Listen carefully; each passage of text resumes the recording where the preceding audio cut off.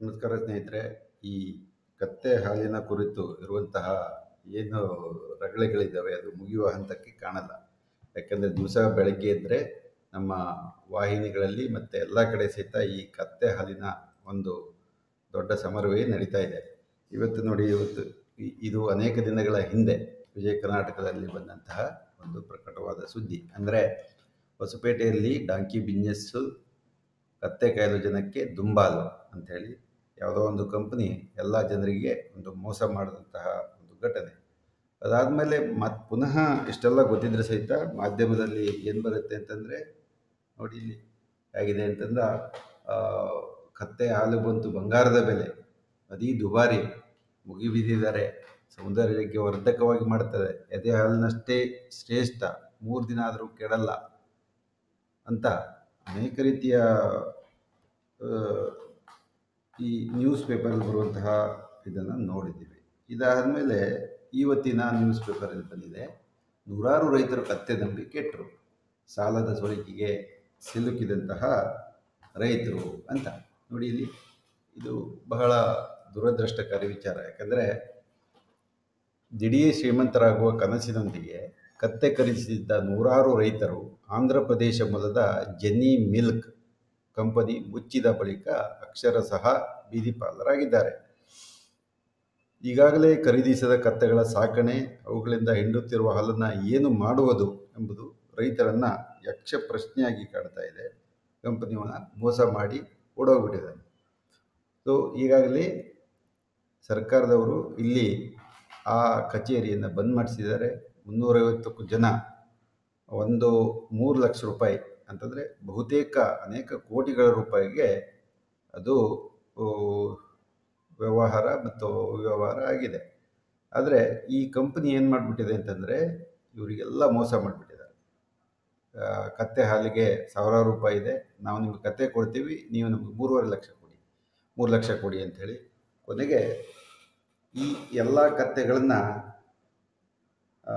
ಏನು ಮಾಡ್ತಾರೆ, ಈಗ ಕಂಪ್ನಿ ಹೋಗ್ಬಿಟ್ಟಿದೆ. ಅದಕ್ಕಾಗಿ ಏನು ಮಾಡಿದ್ದಾರೆ ಅಂತಂದರೆ, 200 ಕತ್ತೆಗಳೀಗ ಗಾಳೆಮ್ಮ ಗುಡಿ ಸಮೀಪದ ಜಮೀನೊಂದರ ಶೆಡ್ನಲ್ಲಿ ಅವೆಲ್ಲ ಇದ್ದಾವೆ.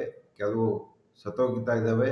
ಕಂಪನಿಯ ಕಚೇರಿಗೆ ಬೀಳಿ ಬಿದ್ದಿದ್ದಂತೆ ಈ ಕತ್ತೆಗಳನ್ನು ನೋಡೋರಂತಾಗಿದೆ. 1 ವಾರ ಮೇವು ನೀರಿಲ್ಲದೆ ಸೊರಗಿದ ಕೆಲವು ಕತ್ತೆಗಳು ಸತ್ತೇ ಹೋಗ್ಬಿಟ್ಟಿದ್ದಾರೆ. ಕಂಪನಿ ಕತ್ತೆಗಳ ಆರೈಕೆಗೆ ಅದರ ಮಾಲಕ ಹಣ ನೀಡಿದ್ದಾರೆ. ತಮ್ಮ ಪಾಲಿನ ಕತ್ತೆಗಳನ್ನು ರೈತರು ತೆಗೆದುಕೊಂಡು ಹೋಗದ ಕಾರಣ ಸಮಸ್ಯೆ ಉದ್ಭವಿಸಿದೆ ಅಂತ ಅದು ಹೇಳ್ತಾ ಇದೆ. ಜಿಲ್ಲಾಡಳಿತ ಸೂಚನೆ ಮೇರೆಗೆ ಕಂಪನಿ ಮುಚ್ಚಿದ್ದೀವಿ ಅಂತ ವ್ಯಕ್ತಿಯೊಬ್ಬರು ತಾತ್ಕಾಲಿಕವಾಗಿ ಇದನ್ನು ನೋಡ್ಕೊಳ್ತಾ ಇದ್ದಾರೆ. ಆದರೆ ಎಷ್ಟು ದಿವಸ ಅಂತ ಗೊತ್ತಿಲ್ಲ.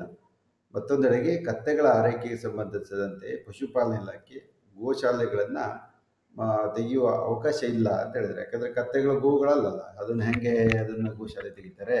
ಆ ಕಾರಣದಿಂದ ಪಶುಪಾಲನೆ ಇಲಾಖೆ ತೆಗೆಯಲ್ಲ. ಇದೇನು ಕತ್ತೆ ಹಾಲನ್ನು ಯಾರೂ ಸಂಗ್ರಹಿಸ್ತಾ ಇಲ್ಲ, ನಮ್ಮ ಬಳಿ 400 ಲೀಟರ್ ಕತ್ತೆಯ ಹಾಲಿದೆ, ತೆಗೆದುಕೊಂಡು ಹೋಗಿ ಅಂತ ರೈತರು ದುಂಬಾಲು ಬೀಳ್ತಾ ಇದ್ದಾರೆ. ಕತ್ತೆ ಮಾರಾಟದ ತನಿಖೆಯನ್ನು ಮಾಡ್ತಾಯಿದ್ದೀವಿ, ಆರೋಪಿಗೆ ತೀವ್ರ ಶೋಧ ಮಾಡ್ತಾಯಿದ್ದೀವಿ. ಕಂಪನಿ ಕತ್ತೆಗಳನ್ನು ಇಲ್ಲೇ ಬಿಟ್ಟು ಹೋಗ್ಬಿಟ್ಟಿದೆ, ಅದಕ್ಕಾಗಿ ನೋಡಲಿಕ್ಕೆ ನಾವು ಕೊಟ್ಟಿದ್ದೀವಿ ಅಂತ ಜಿಲ್ಲಾಡಳಿತ ಹೇಳುತ್ತೆ. ಹಾಗೆಯೇ ರಾಜ್ಯವನ್ನು ಸೇರದಂತೆ ಅನೇಕ ರಾಜ್ಯದಲ್ಲಿ ಕತ್ತೆ ಹಾಲು ವ್ಯವಸ್ಥೆ ಕುರಿತು ರೈತರು ವಿಚಾರಿಸ್ತಿದ್ದಾರೆ. ಆದರೆ ಈ ಹಾಲನ್ನು ವಿದೇಶಕ್ಕೆ ರಫ್ತು ಮಾಡುತ್ತಾರೆ ಎಂಬ ನಂಬಿಕೆ ಅಥವಾ ಸುಳ್ಳು ಸುದ್ದಿ, ಅದರ ಪ್ರಕ್ರಿಯೆ ತಿಳಿದ ರೈತರು ಬೆಂಕಿಯಿಂದ ಬಾಣಲೆಗೆ ಬಿದ್ದು ಒದ್ದಾಡ್ತಿದ್ದಾರೆ. ಮತ್ತೊಂದು ಕಡೆ ರೈತರು ನೀಡಿದ ದೂರನ್ನು ಆಧರಿಸಿ ದೇಶದ ನಾನಾ ಭಾಗಗಳಲ್ಲಿ ಈ ಪೊಲೀಸರು ಇದನ್ನು ಹುಡುಕ್ತಾ ಇದ್ದಾರೆ. ಹಾಗಿದ್ದರೆ ಇಲ್ಲಿ ಒಂದು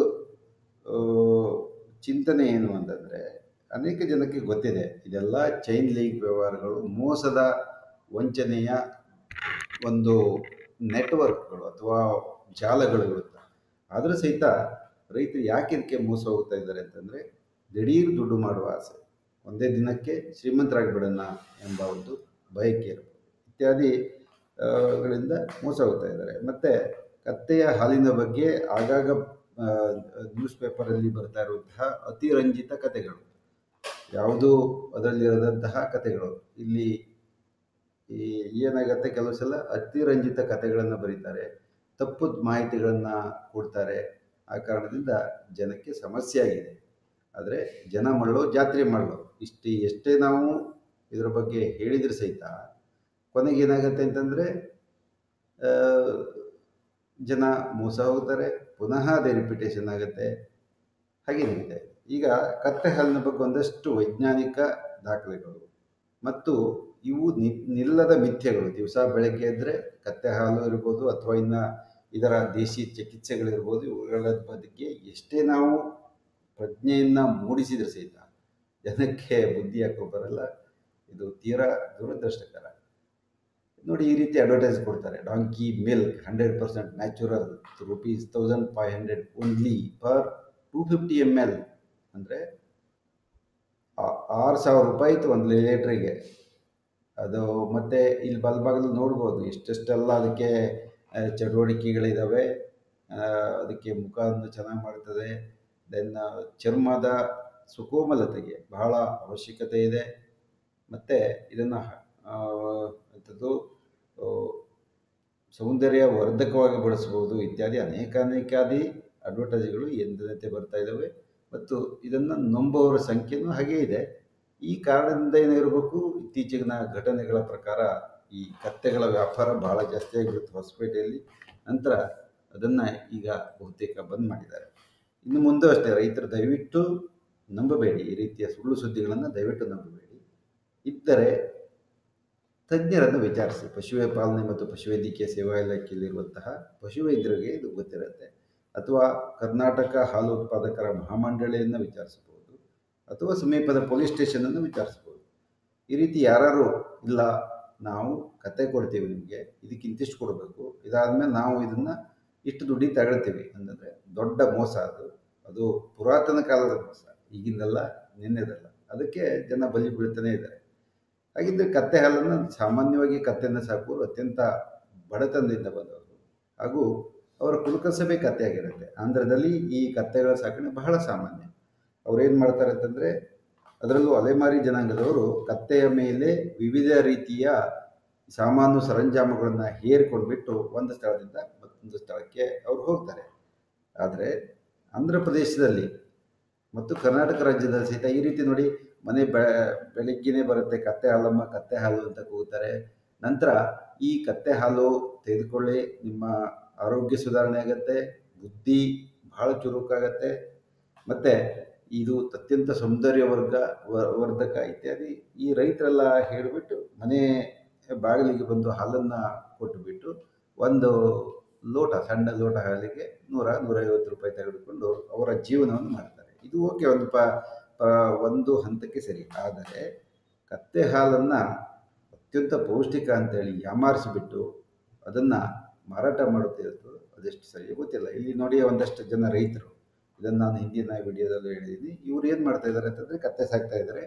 ಪಟ್ಟಣದವರು ಇರ್ಬೋದು ಅಥವಾ ಯಾರೋ ಒಬ್ಬರು ಇರ್ಬೋದು, ಕತ್ತೆ ಹಾಲು ಔಷಧ ಅಂತ ತಿಳ್ಕೊಂಡ್ಬಿಟ್ಟು ತೆಗೆದುಕೊಂಡು ಬರ್ತಾ ಇದ್ದಾರೆ.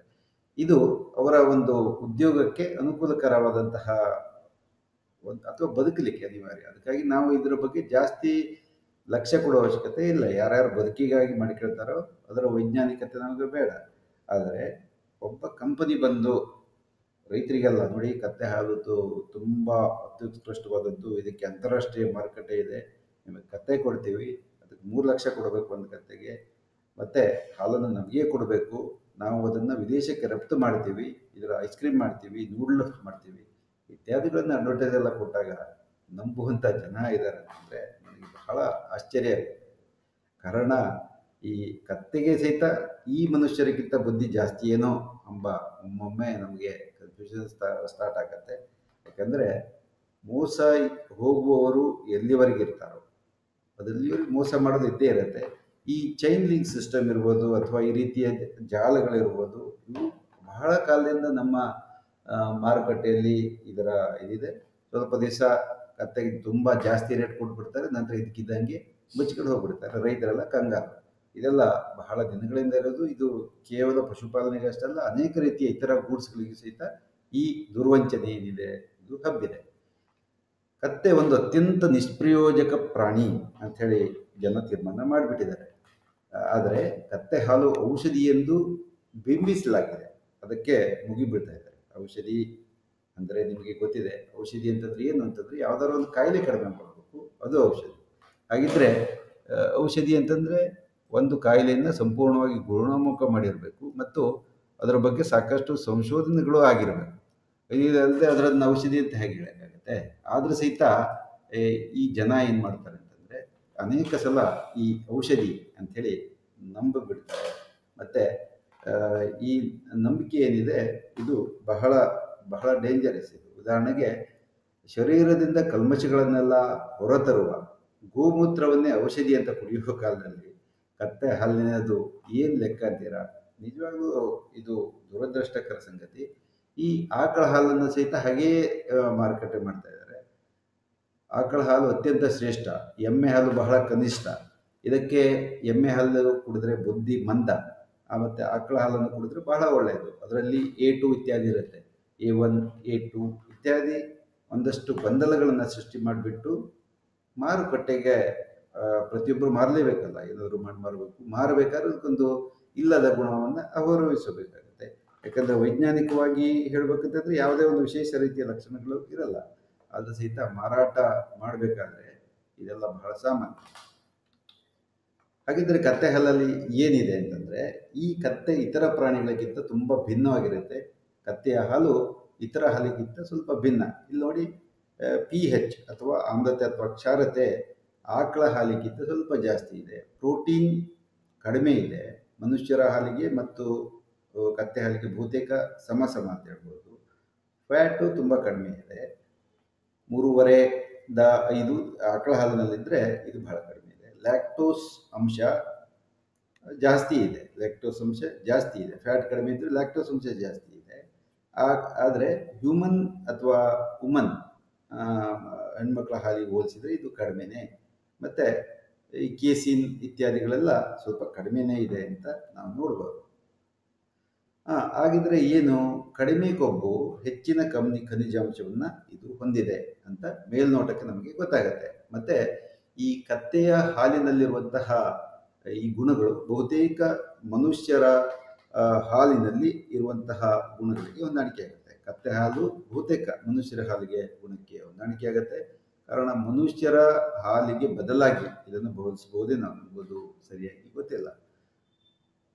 ಇಲ್ಲೊಂದು ಕೋಷ್ಟಕ ನೋಡೋಣ, ಇದರ ವ್ಯತ್ಯಾಸ ಗೊತ್ತಾಗುತ್ತೆ. ಇಲ್ಲಿ ನೋಡಿ, ಹಾಲಿನಲ್ಲಿರುವಂತಹ ಅಂಶಗಳು ಶೇಕಡ ಏನು ಶೇಕಡ ಇರುತ್ತೆ, ಕತ್ತೆ ಹಾಲು, ಆಕಳ ಹಾಲು, ಮನುಜನ ಹಾಲು, 3 ಇಲ್ಲಿ ತುಲನಾತ್ಮಕ ಮಾಡಿದ್ದಾರೆ. ಒಟ್ಟು ಘನವಸ್ತುಗಳು ಕತ್ತೆ ಹಾಲಲ್ಲಿ 8.8ರಿಂದ 11.7, ಮತ್ತು ಆಕಳ ಹಾಲಲ್ಲಿ ಸ್ವಲ್ಪ ಘನದ ಅಂಶ ಜಾಸ್ತಿ ಇದೆ. ಬಹುತೇಕ ಕತ್ತೆ ಹಾಲು, ಆಕಳ ಹಾಲು, ಮನುಷ್ಯರ ಹಾಲು ಇದರಲ್ಲಿ ಸಮ. ಕೊಬ್ಬಿನ ಅಂಶ ಕತ್ತೆ ಹಾಲಲ್ಲಿ ಬಹಳ ಕಡಿಮೆ ಇದೆ, 0.3 to 1.8. ಆದರೆ ಆಕಳ ಹಾಲು ಮತ್ತು ಮನುಷ್ಯರ ಹಾಲಿನಲ್ಲಿ ಅದು ಸಮ ಪ್ರಮಾಣವಾಗಿದೆ. ಹಾಗಿದ್ರೆ ಕೇವಲ ಜಾಸ್ತಿ ಇರುವುದು ಲ್ಯಾಕ್ಟೋಸ್ ಅಂಶ ಅಥವಾ ಸಿಹಿಯ ಅಂಶ ಏನಿದೆ ಅದು ಜಾಸ್ತಿ ಇದೆ. ಪ್ರೋಟೀನ್ ಅಂಶ ಬಹಳ ಕಡಿಮೆನೇ ಕತ್ತೆ ಹಾಲಿಗೆ ಹೋಲಿಸಿದೆ. ಕೇಸಿನ್ ಅಂಶ 0.64 ಮತ್ತು ಆಮ್ಲತೆ ಅಥವಾ ಕ್ಷಾರತೆ ಇಷ್ಟು ಇದೆ. ಈ ಎಲ್ಲ ಅಂಶಗಳನ್ನು ಗಮನಿಸಿದಾಗ ಕತ್ತೆ ಹಾಲಿನಲ್ಲಿ ಇರುವಂತಹ ಒಂದು ದೊಡ್ಡ ಗುಣ ಅಂತಂದರೆ ಏನಂತಂದರೆ ಗೊತ್ತಾಗಲ್ಲ. ಕೊಬ್ಬಿನ ಅಂಶ ಕಡಿಮೆ ಇದೆ ಇರ್ಬೋದು, ಆದರೆ ಆಕಳು ಅಥವಾ ಎಮ್ಮೆ ಹಾಲನ್ನು ಸ್ವಲ್ಪ ನೀರು ಬೆರೆಸ್ಬಿಟ್ಟು ಕೊಟ್ಬಿಟ್ರೆ ಕೊಬ್ಬಿನ ಅಂಶನೂ ಕಡಿಮೆ ಆಗುತ್ತೆ. ಆದರೆ ಕತ್ತೆ ಹಾಲಿನಲ್ಲಿ ಹೇಳುವಂತಹ ಯಾವುದೇ ಒಂದು ಈ ಸುಳ್ಳು ಸುದ್ದಿಗಳಿರ್ಬೋದು, ಈ ಕತ್ತೆ ಹಾಲಿನಲ್ಲಿ ಅಮೃತ ಇದೆ ಅಂತೆಲ್ಲ ಹೇಳುವ ಒಂದು ಸುಳ್ಳು ಸುದ್ದಿಗಳಿರ್ಬೋದು, ಅದೆಲ್ಲ ತಪ್ಪು ಕಲ್ಪನೆಗಳು ಮತ್ತು ಯಾರೋ ವಂಚಕರು ಇದನ್ನು ಹಬ್ಬಿಸಿದಂತಹ ಇವೆಲ್ಲ ಸುದ್ದಿಗಳು. ಕಾರಣ ಇವನ್ನೆಲ್ಲ ನಾವು ನಂಬಲೇಬಾರದು. ಇದರಲ್ಲಿ ಯಾವುದೇ ಒಂದು ವ್ಯತ್ಯಾಸ ಇಲ್ಲ. ಮನುಷ್ಯರ ಹಾಲು ಮತ್ತು ಕತ್ತೆ ಹಾಲು ಬಹುತೇಕ ಎಲ್ಲ ಒಂದೇ. ನೋಡ್ತಾ ಇರಿ, ಪ್ರೋಟೀನ್ ಅಷ್ಟೇ, ನಂತರ ಲ್ಯಾಕ್ಟೋಸ್, ಕೊಬ್ಬಿನಾಂಶ ಬಹುತೇಕ ಎಲ್ಲ ಇದೆ. ಆದರೆ ಆಕಳ ಹಾಲಲ್ಲಿ ಕೊಬ್ಬಿನಾಂಶ ಜಾಸ್ತಿ ಇದೆ ಮತ್ತು ಈ ಪೌಷ್ಟಿಕಾಂಶಗಳ ಸಂಖ್ಯೆ ಜಾಸ್ತಿ ಇದೆ. ಮತ್ತು ಕತ್ತೆಗಳು ಲೀಟ್ರ್ಗಟ್ಟಲೆ ಹಾಲು ಕೊಡಲ್ಲ. ಅವು ಒಂದೊಂದು ಕತ್ತೆ ಕೇವಲ 250 ml, ಗರಿಷ್ಠ 1 ಲೀಟ್ರ್ ಹಾಲು ಕೊಡುವಂತಹ ಕತ್ತೆಗಳು ಇರಬಹುದು. ಇದರಲ್ಲಿ ಔಷಧಿ ಗುಣಗಳಿವೆ ಎಂಬ ಕಾರಣಕ್ಕೆ ಗ್ರಾಮೀಣ ಪ್ರದೇಶದಲ್ಲಿ ಕತ್ತೆ ಹಾಲನ್ನು ಖರೀದಿಸುತ್ತಾರೆ. ಹಾಗೆಯೇ ನಮ್ಮ ಮಲೆನಾಡು ಗಿಡ್ಡದ ಆಕಳಲ್ಲಿ ಔಷಧಿಯ ಗುಣ ಇದೆ ಎಂಬ ತಪ್ಪು ನಂಬಿಕೆ ಹೇಗಿದೆಯೋ ಹಾಗೇನೆ, ಅಥವಾ ಅದಕ್ಕೆ A2 ಇದೆ ಇತ್ಯಾದಿಗಳೆಲ್ಲ ತಪ್ಪು ವೈಜ್ಞಾನಿಕ ಕಲ್ಪನೆಯ ಪ್ರಕಾರ. ಇದನ್ನು ಯಾರೂ ಒಪ್ಪಿಸಿಲ್ಲ, ಪಶುವೈದ್ಯರನ್ನು ಯಾರೂ ಕೇಳಿಲ್ಲ. ಕೆಲವು ಜನ ಏನು ಹೇಳಿದರು, ಎಲ್ಲ ಎ ಟು ಇದೆ, ಇದು ಬಹಳ ಒಳ್ಳೆಯದು ಅಂಥೇಳಿ ಒಂದು ಕಲ್ಪನೆಯನ್ನು ಮಾಡಿದ್ದಾರೆ. ಹೀಗೆ ಇದರಿಂದ ಏನಾಗಿದೆ ಅಂತಂದರೆ ಕತ್ತೆ ಹಾಲಿಗೆ ಇದಕ್ಕಿದ್ದಂಗೆ ಡಿಮ್ಯಾಂಡ್ ಜಾಸ್ತಿ ಆಗಿಬಿಟ್ಟಿದೆ. ಆಯಿತು, ಆಗೇನಾಗುತ್ತೆ, ಯಾವುದೋ ಕಂಪ್ನಿಗಳು ಮೋಸ ಮಾಡುವ ಕಂಪ್ನಿಗಳು ಏನು ಮಾಡ್ತಾರೆ, ಇದನ್ನು ಬಕರಗಳನ್ನು ಹುಡುಕ್ತಾ ಅವ್ರು ಹೋಗ್ತಾರೆ. ಇದು ಬಹಳ ಸಾಮಾನ್ಯವಾದ ಒಂದು ಸಂಗತಿ. ಕತ್ತೆಯ ಹಾಲು ಹಾಗಿದ್ದರೆ 1 ಲೀಟ್ರ್ ಡೇ 25 ಲೀಟ್ರ್ ದನದ ಹಾಲಿಗೆ ಸಮ ಅಂಥೇಳಿ ಏನು ಅಡ್ವರ್ಟೈಸ್ ಮಾಡ್ತಾರೆ ಅಂತಂದರೆ ಇದೆಲ್ಲ ಮರುಳಾಗಬೇಕಾಗತ್ತಷ್ಟೇ. ಕತ್ತೆಯ ಹಾಲನ್ನು ಜನಸಾಮಾನ್ಯರು ತೆಗೆದುಕೊಳ್ಳೋರು ಮನೆ ಬಾಗಿಲಿಗೆ ಬರ್ತಾರೆ, ಒಂದು 2 ಅಥವಾ 3 ಗುಟುಕು ಹಾಲನ್ನು ಕೊಡ್ತಾರೆ, ಅವ್ರದ್ದು ಏನಿದೆ ಒಂದು ಜೀವನ ಕ್ರಮವನ್ನು ನಡೆಸ್ತಾರೆ. ಆದರೆ ನೋಡಿ, ಇಲ್ಲಿ ಈ ಮನುಷ್ಯ ಏನಿದ್ದಾನೆ ಒಬ್ಬ ಕುಡಿತೆ ಹಾಲನ್ನು ಅಷ್ಟೇ ಮಾರಾಟ ಮಾಡ್ತಾ ಇದ್ದಾನೆ. ಅಂದರೆ ಔಷಧಿ ಇದು ಅಂತ ಏನು ನಂಬಿಕೆ ಇದೆ, ಆದ್ದರಿಂದ ಅಂದರೆ ಔಷಧಿ ಅಂತಂದ್ರೆ ನಾವು ಜಾಸ್ತಿ ದುಡ್ಡು ಕೊಟ್ಬಿಡ್ತೀವಲ್ಲ, ಅದಕ್ಕಾಗಿ ಆ ಕಾರಣದಿಂದ ಏನಾಗುತ್ತೆ ಅಂತಂದರೆ ಈತ ಮಾರಾಟ ಮಾಡ್ತಾರೆ, ಅವರವರ ಜೀವನ ಸಾಗುತ್ತೆ. ಸರಿ, ಆಂಧ್ರ ಪ್ರದೇಶದಲ್ಲೂ ಸಹಿತ ಕತ್ತೆ ಹಾಲಿಗೆ ತುಂಬ ಡಿಮ್ಯಾಂಡ್ ಇದೆ. 1 ಲೀಟರ್ ಕತ್ತೆ ಹಾಲಿನ ಬೆಲೆ ಸುಮಾರು 1,000 ರೂಪಾಯಿ ಆಂಧ್ರ ಪ್ರದೇಶದಲ್ಲಿ. ತಮಿಳುನಾಡಲ್ಲಿ ಕತ್ತೆ ಹಾಲನ್ನು ಆಕಳ ಹಾಲಂತೆ ಪ್ಯಾಕೆಟ್ ಮಾಡಿ ಮಾರ್ತಾರೆ ಅಂತೆ. ಇದರಿಂದ ಕತ್ತೆ ಸಾಕೋದೇ ಉತ್ತಮ ಎಂದು ಅನಿಸಬಹುದು. ಯಾಕಂದರೆ ದನದ ಹಿಂಡಿ ಇತ್ಯಾದಿಗಳನ್ನೆಲ್ಲ ಗಮನಿಸಿದಾಗ ಕತ್ತೆಗೆ ಅಷ್ಟೆಲ್ಲ ಅವಶ್ಯಕತೆ ಇಲ್ಲ, ಆದರೆ ಹಾಲು ಕಡಿಮೆ. ಇಲ್ಲಿ ನೋಡಿ, ಇಲ್ಲಿ ಅನೇಕ ಸಲ ಈ ರೀತಿ ಅಡ್ವರ್ಟೈಸನ್ನೆಲ್ಲ ಮಾಡ್ತಾರೆ. ಇದನ್ನು ನೋಡ್ಬೋದು ನೀವು. ಈ ಜಾಹೀರಾತು ಪ್ರಪಂಚದಲ್ಲಿ ಏನು ಬೇಕಾದ್ರೂ ಯಾರು ಬೇಕಾದರೂ ಇದನ್ನು ಪ್ರೊಪಗೇಟ್ ಮಾಡ್ಬೋದು. ಜಾಹೀರಾತು ಪ್ರಪಂಚದ ವಿಧಾನವೇ ಆಗಿದೆ. ಇದಲ್ಲದೆ ಬೇರೆ ಬೇರೆ ದೇಶದಲ್ಲಿ, ಆಫ್ರಿಕಾದಂಥ ದೇಶದಲ್ಲಿ ಕತ್ತೆ ಹಾಲನ್ನು ಐಸ್ ಕ್ರೀಮ್ ಮಾಡ್ತಾರೆ, ತುಪ್ಪ, ಬೆಣ್ಣೆ ಇತ್ಯಾದಿಗಳು ಸಹಿತ ಮಾಡ್ತಾರೆ. ಸಾಮಾನ್ಯವಾಗಿ ಕತ್ತೆಗಳು 7 ರಿಂದ 8 ತಿಂಗಳು ಮಾತ್ರ ಹಾಲು ಕೊಡ್ತವೆ. ಅದರ ವಯಸ್ಸು 10 ರಿಂದ 12 ವರ್ಷ. ಒಂದೊಂದು ಕತ್ತೆ 200 ml ನಷ್ಟು ಮಾತ್ರ ಸರಾಸರಿ ತೆಗೆದಾಗ ಹಾಲು ಕೊಡುತ್ತೆ. ಈ ಸಮಯ ಮುಗೀತು ಅಂತಂದರೆ 2 ರಿಂದ 3 ವರ್ಷ ಪುನಃ ಅದು ಬೆಲೆಗೆ ಬಂದು ಮರಿಯನ್ನು ಹಾಕಿದ ಮೇಲೆ ಅದು ಹಾಲು ಕೊಡುತ್ತೆ.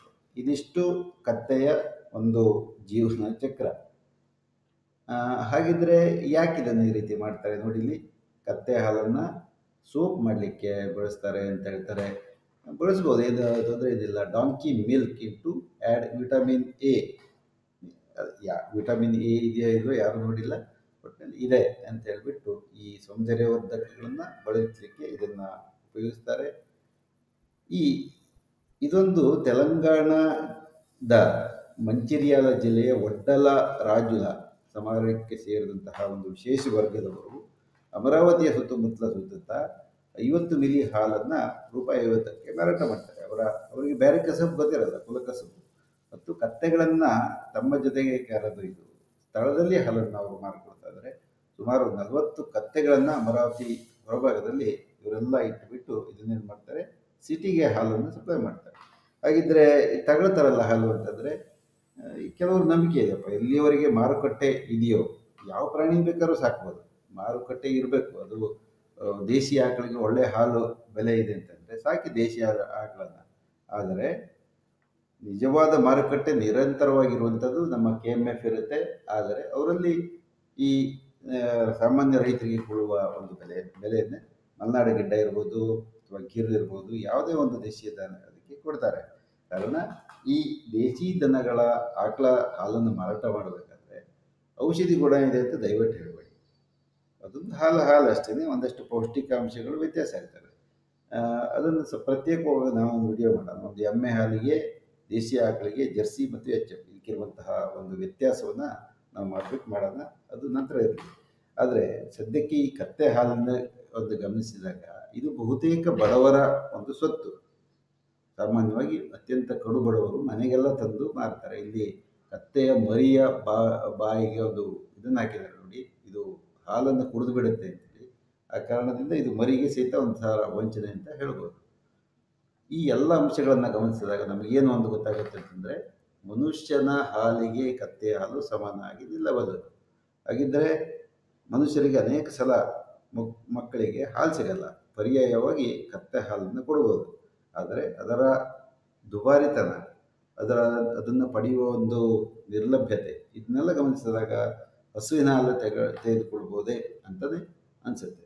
ಆದರೆ ಮಾರುಕಟ್ಟೆ ಇದ್ದಲ್ಲಿ ಅವರಿಗೆ ಮಾರಾಟ ಮಾಡಿ, ಏನು ಸಮಸ್ಯೆ ಏನಿಲ್ಲ. ಆ ಪಾಪ ಬಡ ಹುಡುಗ ಒಬ್ಬ ಈ ಕತ್ತೆಯನ್ನು ಹಾಲನ್ನು ಕರೆದುಬಿಟ್ಟು ಅದನ್ನು ಶೇಖರ ಮಾಡಿಬಿಟ್ಟು ಅದನ್ನು ಮಾರ್ತಾನೆ. ಚಿಕ್ಕ ಮಕ್ಕಳಿಗೆ ತಾಯಿಯ ಎದೆ ಹಾಲು ಸಿಗದ ಅನೇಕ ಸಂದರ್ಭಗಳಲ್ಲಿದ್ದಾಗ ಈ ರೀತಿ ರೈತರಿಗೆ ಪ್ರೋತ್ಸಾಹವನ್ನು ನಾವು ಕೊಡ್ಬೋದು. ರೈತರಿಗೆ ಪ್ರೋತ್ಸಾಹವನ್ನು ಕೊಡಿಸ್ಬೋದು. ಕರುಳು ಸಂಬಂಧಿ ಕಾಯಿಲೆಗಳಿಗೆ, ಈ ಶ್ವಾಸಕೋಶ ಸಂಬಂಧಿ ಕಾಯಿಲೆಗಳಿಗೆ, ಪಿತ್ತಜನಕಾಂಗದ ಕಾಯಿಲೆಗಳಿಗೆ ಕತ್ತೆ ಹಾಲನ್ನು ಬಳಸಬಹುದು ಎಂಬ ಪ್ರತೀತಿ ಇದೆ. ಪ್ರತೀತಿ. ಇದಕ್ಕೆ ವೈಜ್ಞಾನಿಕ ಅಧ್ಯಯನದ ಅವಶ್ಯಕತೆ ಇದೆ. ಅಂತಹ ಅತ್ಯಂತ ನಿಖರವಾದ ವೈಜ್ಞಾನಿಕ ಒಂದು ಮಾಹಿತಿ ಯಾವುದಕ್ಕೂ ಇಲ್ಲ. ಕತ್ತೆ ಹಾಲಿಗೆ ಔಷಧಿ ಇರ್ಬೋದು ಅಥವಾ ದೇಶಿ ಆಕಳಿಗೆ ಔಷಧಿಯ ಗುಣಗಳು ಇದೆ ಅಂತೇಳಿ ನಿಖರವಾದ, ಸುಮ್ಮನೆ ಹೇಳ್ತಾರೆ ಕೆಲವರೆಲ್ಲ ದೇಶಿ ಆಕಳ ಹಾಲಿಗೆ ಔಷಧಿ ಗುಣ ಇದೆ ಅಂತೇಳಿ ಮೂತ್ರದಿಂದ ಹೇಳ್ತಾರೆ. ಯಾವುದೇ ಒಂದು ವೈಜ್ಞಾನಿಕ ದಾಖಲೆಗಳೆಲ್ಲ ಇದ್ದರೆ ದಯವಿಟ್ಟು ನಮ್ಗೆ ಕೊಡಿ. ಹಾಗೆಯೇ ಈ ಕತ್ತೆದಲ್ಲಿ ಲೋ ಫ್ಯಾಟ್ ಇರೋದು, ಹೈ ಕಂಟೆಂಟ್ ಆಫ್ ಕ್ಯಾಲ್ಸಿಯಂ ಅಂತ ಹೇಳ್ತಾರೆ, high amount of the vitamin ಇದೆಲ್ಲ ಹೇಳ್ತಾರೆ. ಅನೇಕ ಆ್ಯಂಟಿ ಬ್ಯಾಕ್ಟೀರಿಯಲ್ ಎನ್ಸೈಮ್ಸ್ ಇರ್ತವೆ ಅಂತ ಹೇಳ್ತಾರೆ. ಯಾವುದೂ ಒಂದು ಸಾಬೀತಾದಂತಹ ಕಥೆಗಳಲ್ಲ. ಮತ್ತೊಂದು ವಿಷಯ, ನಿಮಗೆ ಈ ಕತ್ತೆ ಹಾಲನ್ನು ಔಷಧಿ ಕುಡಿತೀರಲ್ಲ, ಒಂದು ದಿನ ಕುಡಿದ್ಬಿಟ್ರೆ ಹೋಗ್ಬಿಡುತ್ತಾ? ಯಾವುದೇ ಒಂದು ಕಾಯಿಲೆ ಇರ್ಬೋದು ಅಥವಾ ಮಂದಬುದ್ಧಿಗಳಿರ್ಬೋದು, ಮಕ್ಕಳು ಸರಿಯಾಗಿ ಪಾಠ ಗೀಟೆಲ್ಲ ಓದಲ್ಲ, ಹಂಗಿದ್ದಾಗ ಒಂದು ದಿನಕ್ಕೆ ಹಾಲು ಕುಡಿದ್ಬಿಟ್ರೆ ಅವರೆಲ್ಲ ಬುದ್ಧಿವಂತರಾಗ್ಬಿಡ್ತಾರ? ಸಾಧ್ಯನೇ ಇಲ್ಲ. ಇದು ದೊಡ್ಡ ತಪ್ಪು ನಂಬಿಕೆ. ಅನೇಕ ದಿನಗಳ ಕಾಲ ನಾವು ಯಾವುದಾದ್ರೂ ಒಂದು ಔಷಧಿಯನ್ನು ಸೇವಿಸಿದಾಗ ಅದರ ಪರಿಣಾಮ ಬೀಳುತ್ತೆ. ಆದರೆ ಈ ತಲೆನೋವೆಲ್ಲ ಬಂದಾಗ ಕೇವಲ ಒಂದು ಪ್ಯಾರಾಸೆಟಮಾಲ್ ಗುಳಿಗೆಯನ್ನು ತೆಗೆದುಕೊಂಡ್ಬಿಟ್ಟು ವಾಸಿ ಆಗ್ಬೋದು. ಆದರೆ ಇದೆಷ್ಟರ ಮಟ್ಟಿಗೆ ನಿಜ? ಕತ್ತೆ ಹಾಲನ್ನು ಒಮ್ಮೆ ಕುಡಿದರೆ ಅದರಿಂದ ಸಾಕಷ್ಟು ಅನುಕೂಲ ಆಗುತ್ತೆ ಹೇಳೋದು ನನಗಂತೂ ಯಾವುದೇ ಒಂದು ದಾಖಲೆಗಳು ಸಿಗ್ತಾ ಇಲ್ಲ. ಇದ್ದವರು ದಯವಿಟ್ಟು ಕೊಡಿ. ಇದು ಮತ್ತೊಂದು ತಪ್ಪು ನಂಬಿಕೆ. ಆದರೆ ನಾವು ಬಡವರು ಕತ್ತೆ ಹಾಲು ಮಾರಿಕೊಂಡು ಒಂದೆರಡು ಬದುಕಲಿ ಹೇಳೋದು ನಮ್ಮ ಉದ್ದೇಶ. ಸುಮ್ಮನೆ ಅವರನ್ನು ಯಾಕೆ ಇದು ಮಾಡೋದು? ನಂಬಿಕೆ ಇರುವಲ್ಲಿವರೆಗೆ ಜನ ತೆಗೆದುಕೊಳ್ತಾರೆ, ಅದಕ್ಕೆ ಸಮಸ್ಯೆ ಏನಿದೆ? ಕಾರಣ ಇದು ಪುನಃ ಈ ಡಾಂಕಿ ಬಿಸ್ನೆಸ್ ಇದು ಇನ್ನು ಕೆಲವೇ ವರ್ಷಗಳಲ್ಲಿ ಮತ್ತೆ ರಿಪೀಟ್ ಆಗುತ್ತೆ. ಇದೇ ರೀತಿ ಜನ ಮೋಸ ಹೋಗ್ತಾರೆ. ಮತ್ತು ಪುನಃ ಕತ್ತೆ ಹಾಲನ್ನು ಮಾರಾಟ ಮಾಡುವಂತಹ ಒಂದು ಕಂಪನಿ ಬರುತ್ತೆ. ಅವರು ಜನಕ್ಕೆ ಇದನ್ನೇ ಉದ್ಘೋಷಣೆ ಹೇಳ್ತಾರೆ, ಇದು ಕತ್ತೆ ಹಾಲಿಗೆ ಆಗ ಈಗ 1,000 ಇರೋದು 2,000 ಮಾಡ್ಬೋದು. ಒಂದು ಸ್ವಲ್ಪ ದಿವಸ ತೆಗೆದುಕೊಳ್ತಾರೆ, ಇಲ್ಲ ಅಂತಲ್ಲ. ನಂತರ ಅವರಿಗೆ ಒಂದಷ್ಟು ಹಣ ಸೇರಿದ ಮೇಲೆ ಜಾಗ ಖಾಲಿ ಮಾಡ್ತಾರೆ. ಇದು ನಾವು ಬಹಳ ದಿನಗಳಿಂದ ನೋಡ್ತಾ ಬರ್ತಾ ಇರುವಂಥ ಒಂದು ವಿಚಾರ ಆಗಿರೋದ್ರಿಂದ ಪುನಃ ಜನರಲ್ಲಿ ಒಂದು ಅವೇರ್ನೆಸ್ ಕ್ರಿಯೇಟ್ ಮಾಡೋಣ ಅಂತ ನಾನು ಇವತ್ತು ಬಂದಿದ್ದೀನಿ. ಎಲ್ಲರಿಗೂ ಸಹಿತ ಒಳ್ಳೆಯದಾಗಲಿ. ನಮಸ್ಕಾರ. ಶುಭ ಮಧ್ಯ.